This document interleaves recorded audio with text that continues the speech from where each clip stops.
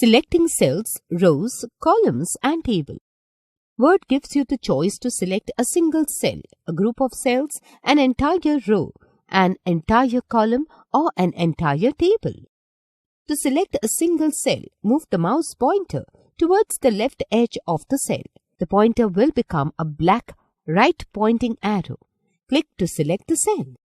To select a group of cells, click on any of the corner cells to be selected and without releasing the mouse button, drag to select more than one cell.